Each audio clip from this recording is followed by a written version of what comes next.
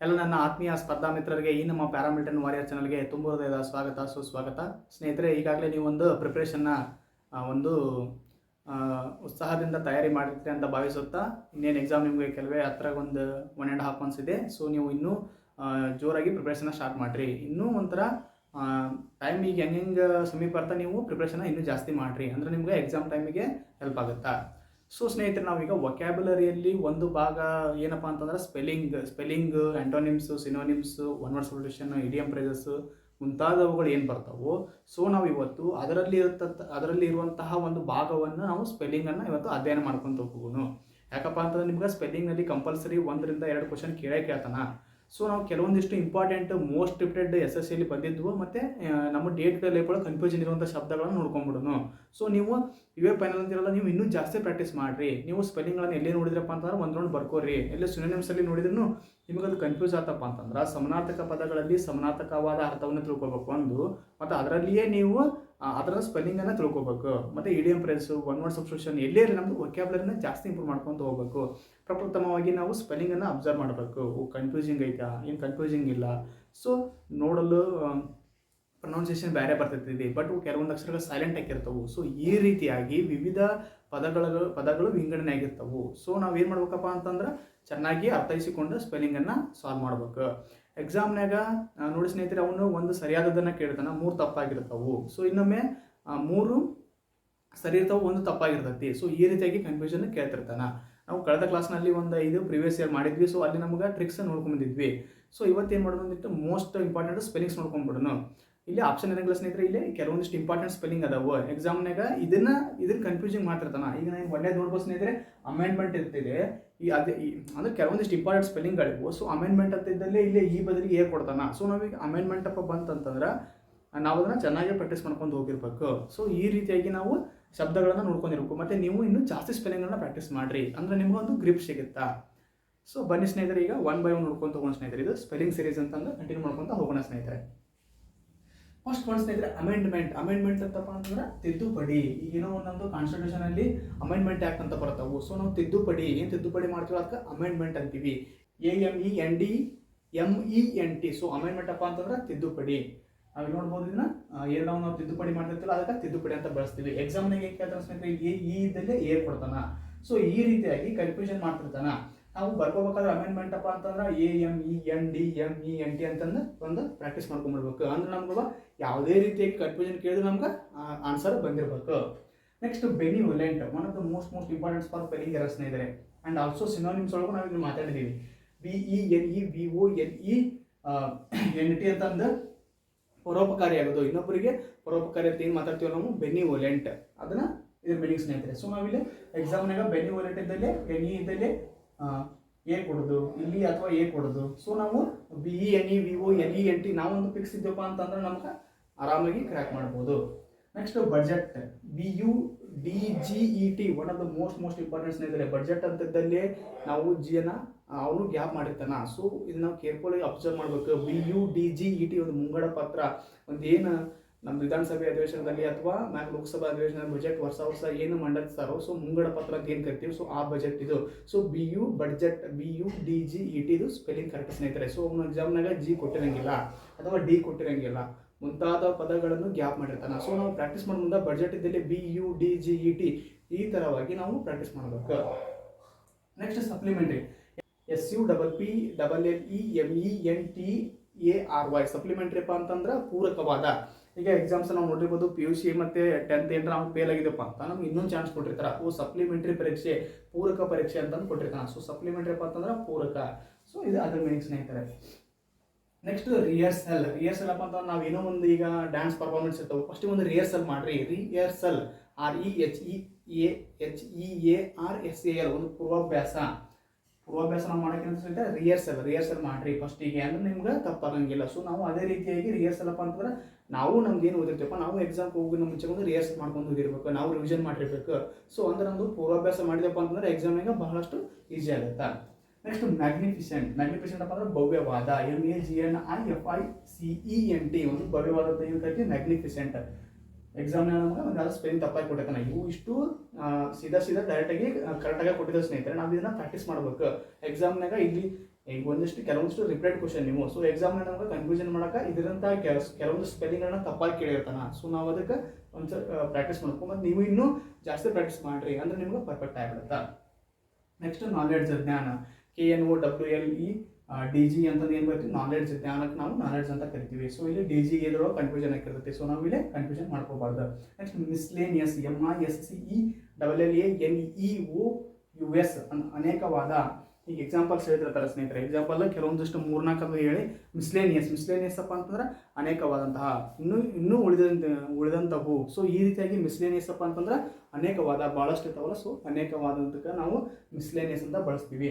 So ನೋಡ್ಬೋದು ಸ್ನೇಹಿತರೆ, MISCELLANEOUS ಎಕ್ಸಾಮ್ನಾಗ ಇದನ್ನ ಎ ಅಥವಾ ಇ ಕೊಟ್ಟಿರ್ತಾನೆ. ಸೊ ಕನ್ಫ್ಯೂಷನ್ ಮಾಡಿರ್ತಾನೆ. ಸೊ ನಾವಿಲ್ಲಿ ಸರಿಯಾಗಿ ಅಬ್ಸರ್ವ್ ಮಾಡ್ಬೇಕು. ನೆಕ್ಸ್ಟ್ ರೆಸಿಪ್ಟ್, RECEIPT ರಸೀದಿ. ನಾವು ಒಂದು ಏನೋ ಈಗ ಚೆನ್ನಾಗಿ ಬಂದ್ವಿ, ಒಂದು ಎಕ್ಸಾಮ್ ಫೀಸ್ ಕಟ್ಟಿದ್ರೆ ನಮಗೊಂದು ರೆಸಿಪ್ಟ್ ಕೊಡ್ತಾರೆ, ನಮಗೊಂದು ರಸೀದಿ ಕೊಡ್ತಾರೆ.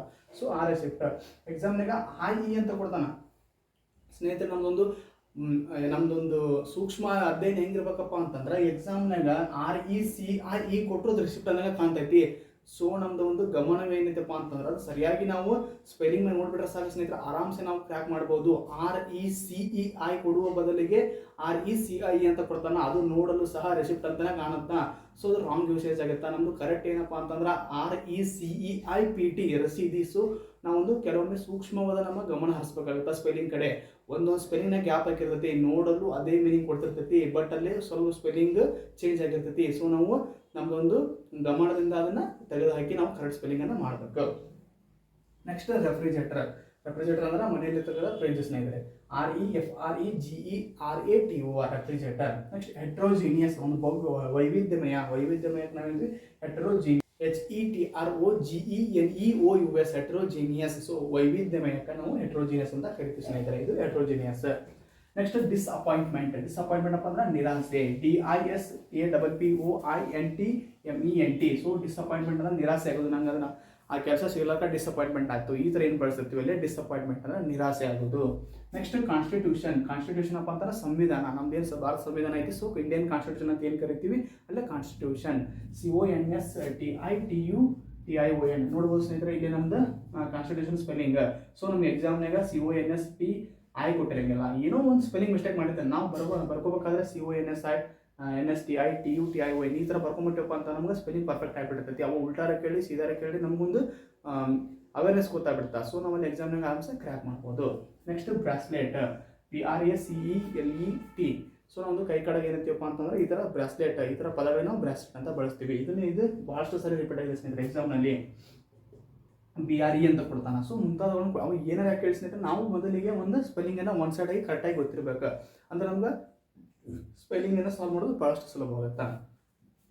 ನೆಕ್ಸ್ಟ್ ಬೈ ಆ್ಯನ್ಯುವಲ್ ಅಪ್ಪ ಅಂದ್ರೆ ಈಗ 2 ವರ್ಷಕ್ಕೊಮ್ಮೆ ಏನಾರ ಒಂದು ಸ್ಪೋರ್ಟ್ಸ್ ಆಗಿರ್ಬೋದು ಏನಾರ ಬರ್ತಿರ್ತಾರೆ, 2 ವರ್ಷಕ್ಕೊಮ್ಮೆ ಬೈ ಆ್ಯನ್ಯುವಲ್ ಅಂತಾರೆ. BIANNUAL ಬೈ ಆ್ಯನ್ಯುವಲ್ ಅಪ್ಪ ಅಂತಾರೆ 2 ವರ್ಷಕ್ಕೊಮ್ಮೆ ಬರೋದಕ್ಕೆ ಬೈ ಆ್ಯನ್ಯುವಲ್ ಅಂತೀವಿ. ಸೊ ಬಿಲೀವ್, BELIEVE ಬಿಲೀವ್ ಅಂದ್ರೆ ನಂಬಿಕೆ. ಸೊ ಎಕ್ಸಾಮಲ್ಲಿ ಸ್ನೇಹಿತರೆ ಇದನ್ನೂ ಸಹ BELIEI ಅಂತ ಕೊಡ್ತಾನ, I ಅಂತ ಕೊಡ್ಬಿಟ್ಟು EI ಅಂತ ಕೊಡ್ತಾನ. ಸೊ ನಾವು ಭಾಳಷ್ಟು ಸೂಕ್ಷ್ಮ ನಮ್ಮದು ಗಮನ ಹರಿಸಬೇಕು. BELIEVE ಇದು ಕರೆಕ್ಟ್ ಆನ್ಸರ್ ಸ್ನೇಹಿತರೆ, ಬಿಲೀವ್ಗ. ನೆಕ್ಸ್ಟ್ ಬ್ರೋಚರ್, BROCHURE ಒಂದು ಕೈಪಿಡಿ ಅಂತ ಏನು ಕರಿತೀವಿ. ನಾವೆಲ್ಲ ಒಂದು ಕಾಲೇಜ್ಗೆ ಅಡ್ಮಿಷನ್ ಅವರೊಂದು ಬ್ರೋಚರ್ ಕೊಡ್ತಾರೆ. ಸೊ ಅವ್ರ ಕೈಪಿಡಿ ಅವರದ್ದು ಒಂದು ಕಾಲೇಜ್ನಲ್ಲಿ ಈಗ ಅಡ್ಮಿಷನ್ ಬಗ್ಗೆ ಆಗಿರ್ಬೋದು, ಫೀಸ್ ಸ್ಟ್ರಕ್ಚರ್ ಬಗ್ಗೆ ಆಗಿರ್ಬೋದು, ನಮ್ಮ ಕಡೆ ಇರುವಂಥ ಕೋರ್ಸ್ಗಳೇನೇನು, ಸ್ಪೋರ್ಟ್ಸ್ ಏನೈತಿ, NCC ಐತಿ ಇಲ್ಲ, ಈ ಥರ ಮುಂತಾದವುಗಳು ಅದರಲ್ಲಿ ಒಳಗೊಂಡಿರ್ತೈತಿ. ಸೊ ಕೈಪಿಡಿ ಅಂತಂದು ನಮ್ಗೆ ಕೊಡ್ತಾರೆ. ನೆಕ್ಸ್ಟ್ ಆಡಿಟೋರಿಯಂ, AUDITORIUM ಒಂದು ಸಭಾಂಗಣ ಅಂತ ಏನು ಕರಿತೀವಿ, ಆಡಿಟೋರಿಯಂ ಹಾಲ್ ಅಂತ ಏನು ಕರಿತೀವಿ. ಎಲ್ಲ ಪ್ರತಿಯೊಂದು ಕಾಲೇಜುಗಳಲ್ಲಿ ಒಂದು ಆಡಿಟೋರಿಯಂ ಅಂತ ಹಾಲ್ ಅಂತ ಇರ್ತೈತಿ. ಸೊ ಸಭಾಂಗಣಕ್ಕೆ ನಾವು ಆಡಿಟೋರಿಯಂ ಅಂತ ಕರಿತೀವಿ. ನೆಕ್ಸ್ಟ್ ಅನಲೈಸಿಸ್, ಈಗ ನಾವು ಒಂದು ಸ್ಪೆಲ್ಲಿಂಗನ್ನು ಅನಲೈಸಿಸ್ ಮಾಡಕೊಂತೀವಿ, ಒಂದು ವಿಶ್ಲೇಷಣೆ ಮಾಡಕೊಂತೀವಿ. ಸೊ ಅನಲೈಸಿಸ್ ANALYSIS ಅನಲೈಸಿಸ್ ಅಂತಂದು ಹಿಂಗೆ ಕರಿತೀವಿ ಸ್ನೇಹಿತರೆ. ಅಬ್ಸಲ್ಯೂಟ್ ಆಗಿ ಅಂದಿದ್ದು ಕರೆಕ್ಟ್ ಆನ್ಸರ್ ಖಂಡಿತವಾಗಿ. So ABSOLUTE absolute. Next ambition, AMBITION ನಿಮ್ಮದು ಆಂಬಿಷನ್ ಏನು, ಗುರಿ ಏನು ಅಂತಂದು ಕೇಳಿರ್ತಾರೆ, ಅದು ambition. So one of the most importance for SSC and also for various competitive exams committee, COMMITTEE. So ಎಲ್ಲ ಡಬಲ್ ಬಂದಿರ್ತಾವೆ ಸ್ನೇಹಿತರೆ. I ಒಂದ್ಬಿಟ್ಟು CO ಒಂದ್ಬಿಟ್ಟು ನಮ್ಗೆ ಎಕ್ಸಾಮ್ನಾಗ COM ಅಂತ ಕೊಡ್ತಾನೆ, ಅಥವಾ COMMIT ಅಂತ ಕೊಡ್ತಾನೆ, ಅಥವಾ ಇವು ಮೂರು ಇಲ್ಲಿ ಮಟ್ಟ ಕಳ್ಕೊಟ್ಟು ಲಾಸ್ಟಿಗೆ ಈ ಅಷ್ಟ ಕೊಡ್ತಾನೆ. ಸೊ ಇದನ್ನು ಕನ್ಫ್ಯೂಷನ್ಗೆ ಆಗಬಾರ್ದು. ಸೊ ಫಸ್ಟ್ ಸರಿ ರಿಪೀಟ್ ಆಗಿದೆ ಸ್ನೇಹಿತರೆ. One of the favourite spelling ಇದೆ COMMITTEE. ಸೊ ನಾವು ಒಂದು ರಚನಾ ಸಮಿತಿ ಅಂತೀವಿ, ಒಂದು ಕಮಿಟಿ, ಒಂದು ಸಂಘ ಅಂತೀವಿ. ಸೊ ಆ ರೀತಿಯಾದ ಮೀನಿಂಗ್ ಕೊಡ್ತೀವಿ. ನೆಕ್ಸ್ಟ್ ಕರಪ್ಷನ್, CORRUPTION, ಒಂದು ಭ್ರಷ್ಟಾಚಾರಕ್ಕೆ ಏನಂತ ನಾವು ಕರಪ್ಷನ್ ಅಂತ ಕರಿತೀವಿ. CORR ಎಕ್ಸಾಮ್ನಾಗ ಒಂದು ಆರು ಕೊಟ್ಟಿರ್ತಾನ. ಸೊ ಕರಪ್ಷನ್ ಅಪ್ಪ ಅಂದ್ರೆ ಭ್ರಷ್ಟಾಚಾರ. ಕಾನ್ಸಿಯಸ್ ಅಂದ್ರೆ ಜಾಗೃತ ಮೂಡಿಸೋದು. CONSCIOUS ಅಂದ್ರೆ ಜಾಗೃತವಾಗಿರುವಂಥದ್ದು ಏನು ಹೇಳ್ತೀವಿ ನಾವು ಕಾನ್ಸಿಯಸ್ ಅಂತಂದು ಮಾತಾಡ್ತೀವಿ. ಸೊ ಇದನ್ನು ನಾವು ನೋಡ್ಕೊಂಡಿರೋ ಸ್ನೇಹಿತರೆ ಕಂಪ್ಲೀಟ್ ಆಗಿ. ನೆಕ್ಸ್ಟ್ ಕಂಪ್ಲೀಟ್ಲಿ, ಸಂಪೂರ್ಣವಾಗಿ, COMPLETELY, ಒಂದು ಕಂಪ್ಲೀಟ್ಲಿ ಅಂತಂದ್ರೆ ಸಂಪೂರ್ಣವಾಗಿ, ಕಂಪ್ಲೀಟ್ ಆಗಿ ನಾವು ಒಂದು ಅಧ್ಯಯನ ಮಾಡಿದ್ದೀವಿ, ಕಂಪ್ಲೀಟ್ ಆಗಿ ಒಂದು ನೋಡ್ಕೊಂಡಿದ್ದೀವಿ. ಸೊ ಅಲ್ಲಿ ಕಂಪ್ಲೀಟ್ಲಿ ಮೀನಿಂಗ್ ಕೊಡ್ತೈತಿ.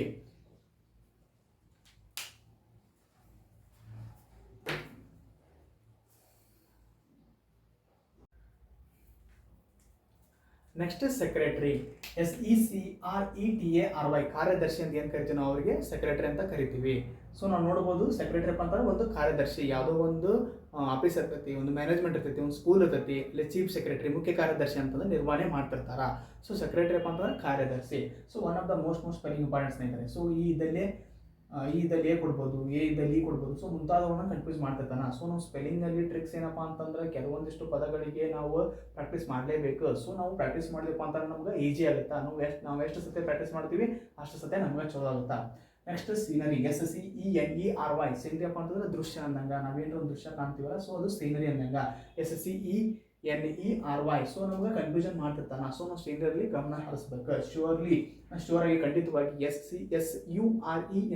ಸೊ ಖಂಡಿತವಾಗಿನ ಶ್ಯೂರ್ಲಿ ನಾ ಹೇಳ್ತೀನಿ, ಶ್ಯೂರ್ಲಿ ಇವು ಬರ್ತಾವೆ. ಈ ಥರದ ಶ್ಯೂರ್ಲಿ ಅಪ್ಪ ಅಂತಂದ್ರೆ ಖಂಡಿತವಾಗಿ.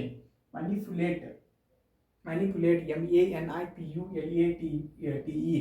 ಕುಶಲತೆಯಿಂದ ಕೂಡಿದ ಒಂದು. ಮ್ಯಾನಿಪ್ಯುಲೇಟ್ ಅಪ್ಪ ಅಂತ ಒಂದು ಕುಶಲತೆಯಿಂದ ಕೂಡಿದ ಕಾರ್ಯ ನಾವು ಮ್ಯಾನಿಪ್ಯುಲೇಟ್ ಅಂತೀವಿ.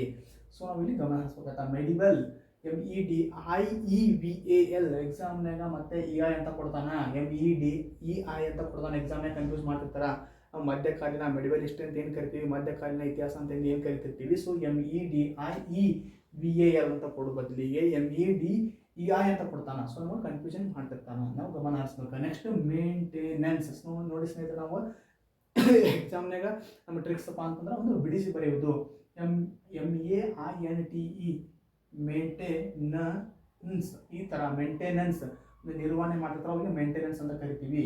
MAINTENANCE, ಮೇಂಟೆನೆನ್ಸ್ ಅಪ್ಪ ಅಂತಂದ್ರೆ ನಿರ್ವಹಣೆ ಮಾಡೋದು. ಸೊ ಈ ರೀತಿಯಾಗಿ ಬಿಡಿಯಾಗಿ ಬರ್ಕೊಂಡು ದೊಡ್ಡ ದೊಡ್ಡ ಶಬ್ದಗಳನ್ನು ವಿಂಗಡಣೆ ಮಾಡಿ ಸರಿಯಾದ ಸ್ಪೆಲ್ಲಿಂಗ್ಗಳನ್ನು ಗುರುತಿಸಬೇಕು. ನೆಕ್ಸ್ಟ್ ಮ್ಯಾರೇಜ್, ಒಂದು ಮದುವೆಗೆ ನಾವು ಹೇಳ್ತೀವಿ MARRAIGE. ಸರಿ ಸ್ನೇಹಿತರೆ, MARRIAGE. ಸೊ ಮ್ಯಾರೇಜ್ ಅಪ್ಪ ಅಂದ್ರೆ ಮದುವೆ ಅನ್ನಂಗ. ನೆಕ್ಸ್ಟ್ ಎಂಬ್ರಾಸ್, EMBARRASS,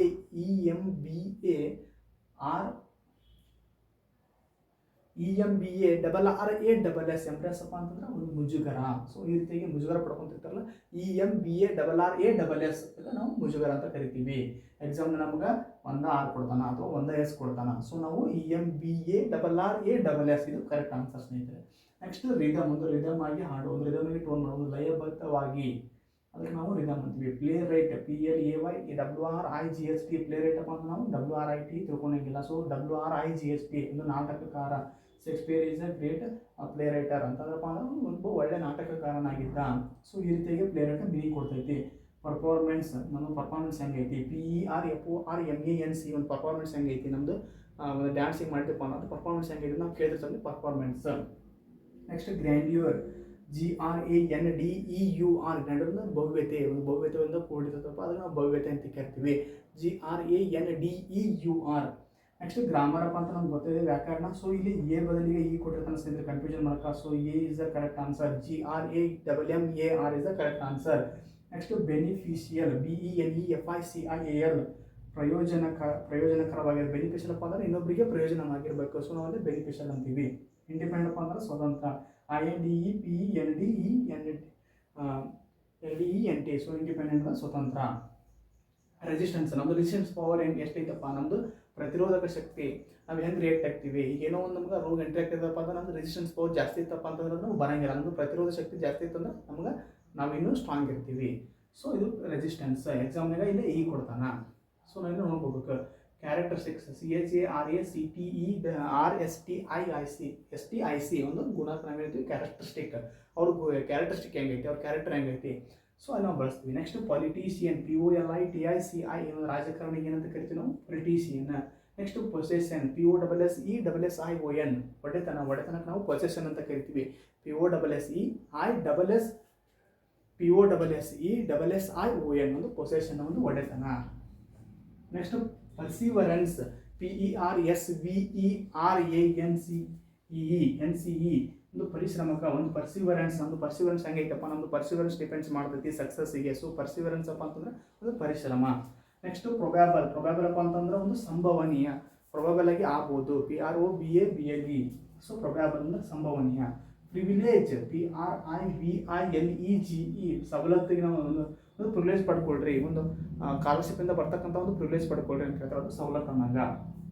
ನೆಕ್ಸ್ಟ್ ಪ್ರಿಪ್ರೇಷನ್, ನಮ್ದು SSC ಯಾವ ಥರ ಪ್ರಿಪ್ರೇಷನ್ ಐತಿ, PREPARATI ಒಂದು ತಯಾರಿ ಹೇಗೈತೆ ನಮ್ಮದು. ಸೊ ವಿಲೇಜ್ ಅಪ್ಪ ಅಂದ್ರೆ ಹಳ್ಳಿ, VILLAGE ಒಂದು ಹಳ್ಳಿ ಅಂತ ನಾವು ವಿಲೇಜ್. ಸೊ ಈಗ ನಮ್ಗೆ ಕನ್ಫ್ಯೂಸ್ ಮಾಡ್ಕೊಂತ ಪಡೆದು ಇಲ್ಲಿ ಎಲ್ಲಿ ಕೊಟ್ಟಿರ್ತಾನೆ. ಸೊ ವಿಲೇಜ್ ಅಪ್ಪ ಅಂದ್ರೆ ಹಳ್ಳಿ ಅನ್ನಂಗ. Next villain, one of the most important spellings ಅಂದರೆ ಖಳನಾಯಕನಿಗೆ PILLAIN ವಿಲೇನ್ ಅಪ್ಪ ಅಂತಂದ್ರೆ ಖಳನಾಯಕ ಅನ್ನಂಗ. ಸೊ ಎಕ್ಸಾಮ್ನಾಗ VILOUN ಕೊಡ್ತಾನೆ. ಏನೋ ನಮ್ಗೆ ಕನ್ಫ್ಯೂಸ್ ಮಾಡಲಿಕ್ಕೆ ಹಲವಾರು ಸ್ಪೆಲ್ಲಿಂಗ್ಗಳನ್ನ ಆ್ಯಡ್ ಮಾಡ್ತಾನೆ, ಬಟ್ ಅದೆಲ್ಲ wrong usage. VILLAIN is the correct answer. Villain ಅಂದರೆ ಖಳನಾಯಕ. ನೆಕ್ಸ್ಟ್ ವೆಡ್ನೆಸ್ಡೇ, ಬುಧವಾರಕ್ಕೆ ನಾವು ಸ್ನೇಹಿತರೆ ಇಲ್ಲಿ ನೋಡ್ಬೋದು, ನಾವು ಡೇ ಬಂದಿರ್ತೈತಿ, WEDNESDAY is the correct answer, Wednesday. So DAY day ಅಂತ ಬರ್ತದೆ ಸ್ನೇಹಿತರೆ. ಸೊ ಇಲ್ಲಿ ನಾವು ಕನ್ಫ್ಯೂಸ್ ಮಾಡ್ಕೋಬಾರ್ದು, Wednesday is the correct answer. ನಮ್ಗೆ ಡಿ ನೋಡ್ಕೊಂಡಿರ್ಬೇಕು. ವಾರಗಳಲ್ಲಿ ಕೆಲವೊಂದಿಷ್ಟು ವಾರ ಅದಾವು, ಮತ್ತು ನಂಬರ್ಸ್ನಲ್ಲೂ ಬರ್ತಾವೆ ಸ್ನೇಹಿತರೆ, ಮುಂದೆ ನೋಡ್ಕೊಂಡು ತಗೊಂಡು ನಂಬರ್ಸ್ನಲ್ಲೂ ಕನ್ಫ್ಯೂಷನ್ಸ್ ಇದ್ದವು. ಸೊ ಈ ರೀತಿಯಾಗಿ ನಾವು ಕನ್ಫ್ಯೂಸ್ ಮಾಡ್ಕೊಳ್ಳೋದು ಸರಿಯಾದ ಸ್ಪೆಲ್ಲಿಂಗನ್ನು ಹಾಕ್ಬೇಕಲ್ಲೇ. ನೆಕ್ಸ್ಟ್ ವೆದರ್ WEATHER ಹವಾಮಾನ ಅನ್ನಂಗೆ. ನೆಕ್ಸ್ಟ್ ರಿಪ್ರೆಸೆಂಟೇಟಿವ್, ನಮ್ಮ ಕಡೆ ಅಂತ ಯಾರು ರಿಪ್ರೆಸೆಂಟ್ ಮಾಡಕೊಂತಾರೆ ಒಂದು ಪ್ರತಿನಿಧಿ ಯಾರು, REPRESENTATIVE. ಸೊ ರಿಪ್ರೆಸೆಂಟೇಟಿವ್ ಪ್ರತಿನಿಧಿ. ರೆಕಮೆಂಡ್ RECOMMEND ರೆಕಮೆಂಡ್ ಅಂದರೆ ಸೂಚಿಸುವುದು, ನಮ್ಗೆ ರೆಕಮೆಂಡ್ ಮಾಡಕ್ಕೆ ಬಂದೈತಿ. RECOMMENT ರೆಕಮೆಂಡ್ ಅನ್ನು ಸೂಚಿಸುವುದು, ಸೂಚನೆ ಮಾಡೋದು. ರೆಡಿಕ್ಯುಲಸ್ REDICULOUS ಒಂದು ಹಾಸ್ಯಮಯ. ಇಟ್ ಈಸ್ ವೆರಿ ರೆಡಿಕ್ಯುಲಸ್ ಅಪ್ಪ ಅಂತಂದ್ರೆ ಬಹಳಷ್ಟು ಹಾಸ್ಯಮಯವಾಗಿದೆ. ಸೊ ಈ ರೀತಿಯಾಗಿ ನಮ್ಗೆ ಸ್ಪೆಲ್ಲಿಂಗನ್ನು ಕೇಳ್ತಿರ್ತಾನೆ ಸ್ನೇಹಿತರೆ. ಇದಿಷ್ಟು ಇವತ್ತಿನ ಕ್ಲಾಸ್ ಸ್ನೇಹಿತರೆ. ಸೊ ನಾವು ಮತ್ತೆ ಹೇಳ್ತಾ ಇದ್ದೀನಿ ಸ್ನೇಹಿತರೆ, ನೀವು ಸಾಕಷ್ಟು ಸ್ಪೆಲ್ಲಿಂಗನ್ನು ಪ್ರಾಕ್ಟೀಸ್ ಮಾಡಿರಿ ಎಕ್ಸಾಮ್ ಬರೋವರೆಗೂ. ಸೊ ಸ್ಪೆಲ್ಲಿಂಗ್ ಮೇಲೆ 2 ಕ್ವಶನ್ ಕೇಳ್ತಾನೆ, 4 ಮಾರ್ಕ್ಸ್ ಅಲ್ಲೇ ಬರ್ತವೆ ನಿಮ್ಗೆ. ಸೊ ನಾವು ಈಗ ಕೆಲವೊಂದಿಷ್ಟು ಇಂಪಾರ್ಟೆಂಟ್ಗಳನ್ನ ನೋಡೋಣ, ಇದನ್ನು ಹೊರತುಪಡಿಸಿಯೂ ಸಹ ನಾವು ಇನ್ನೂ ಕೆಲವೊಂದಿಷ್ಟು ಪ್ರಾಕ್ಟೀಸನ್ನ ಮಾಡ್ಕೊಂಡು ಹೋಗೋಣ, ಅಂದ್ರೆ ನಮ್ಮ ಎಕ್ಸಾಮ್ನಾಗ ಸ್ಪೆಲ್ಲಿಂಗ್ ಎರರ್ ಸಾಲ್ವ್ ಭಾಳಷ್ಟು ಸುಲಭವಾಗುತ್ತೆ. ಸೊ ಇದಿಷ್ಟು ಇವತ್ತಿನ ಕ್ಲಾಸ್ ಸ್ನೇಹಿತರೆ. ಇಲ್ಲಿವರೆಗೆ ಈ ಕ್ಲಾಸ್ ವಾಚ್ ಮಾಡೋದಕ್ಕೆ ಸ್ನೇಹಿತರೆ ಎಲ್ಲರಿಗೂ ಧನ್ಯವಾದಗಳು ಮತ್ತು ಜೈ ಹಿಂದ್.